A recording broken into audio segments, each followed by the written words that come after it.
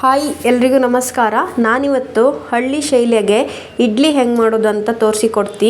ಅದಕ್ಕೂ ಮುಂಚೆ ನಾನು ಮಾಡುವ ವಿಡಿಯೋ ನಿಮಗೆ ಇಷ್ಟ ಆದರೆ ಲೈಕ್ ಕಮೆಂಟ್ ಶೇರ್ ಮಾಡಿ ಹಾಗೂ ವಿಡಿಯೋನ ಫಸ್ಟಿಂದ ಲಾಸ್ಟ್ ತನಕ ಸ್ಕಿಪ್ ಮಾಡದೆ ಕಂಡು ನನಗೆ ಸಪೋರ್ಟ್ ಮಾಡ್ಕಕ್ಕ. ಈಗ ಹಳ್ಳಿ ಶೈಲಿಯಲ್ಲಿ ಇಡ್ಲಿ ಹೆಂಗೆ ಮಾಡೋದು ಅಂತ ಕಾಂಬ. ಒಂದು ಪಾತ್ರಕ್ಕೆ 2 ಲೋಟ ಅಕ್ಕಿ ಹಾಕ್ತಾ ಇದ್ದಿ. ನೀವು ಮನೆಗೆ ಯೂಸ್ ಮಾಡುವ ಯಾವ ಅಕ್ಕಿ ಬೇಕಾದ್ರೂ ಹೈಕಂಡ್ಲಕ್ಕ. 1 ಕಪ್ಪು ಉದ್ದು ಹಾಕ್ತಾ ಇದ್ದಿ. 1 ಚಮಚ ಮೆಂತ್ಯ. ನೀರು ಹಾಕಿ ಅಕ್ಕಿ ಮತ್ತು ಉದ್ದನ್ನೆಲ್ಲ ಸುಮಾರು 7 ರಿಂದ 8 ಗಂಟೆ ಹೊತ್ತು ನೆನೆ ಹಾಕಿ ಇಡುವ.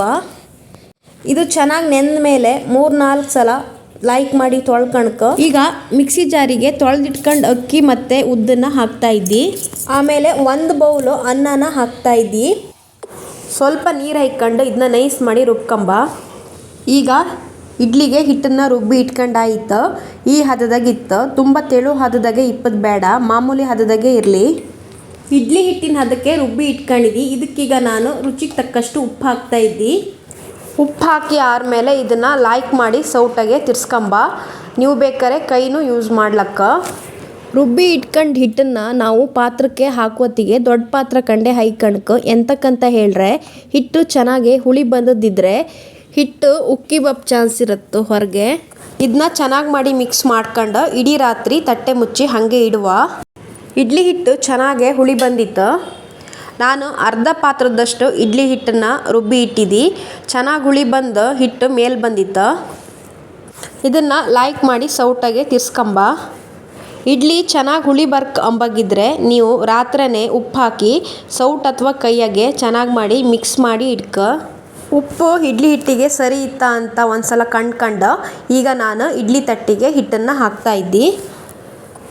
ಮಾಮೂಲಿಯಾಗಿ ಅಕ್ಕಿ ಉದ್ದು ಮತ್ತು ಮೆಂತ್ಯ ಹಾಕಿ ಮಾಡ್ತಾರೆ.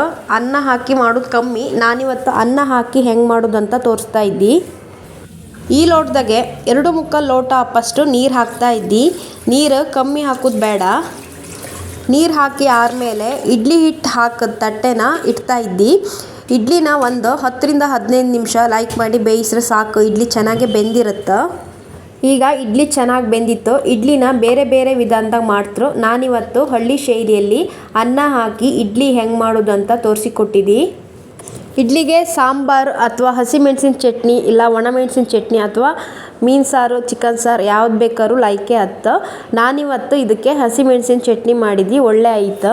ಈಗ ಸಾಫ್ಟ್ ಆದ ಇಡ್ಲಿ ರೆಡಿ ಆಯಿತು. ನಿಮಗೆ ಈ ರೆಸಿಪಿ ಇಷ್ಟ ಇದ್ದರೆ ನೀವು ಮನೆಗೆ ಟ್ರೈ ಮಾಡಿ ಹಾಗೂ ಕಮೆಂಟ್ ಮಾಡೋದು ಮಾತ್ರ ಮರಿಬೇಡಿ. Thank you.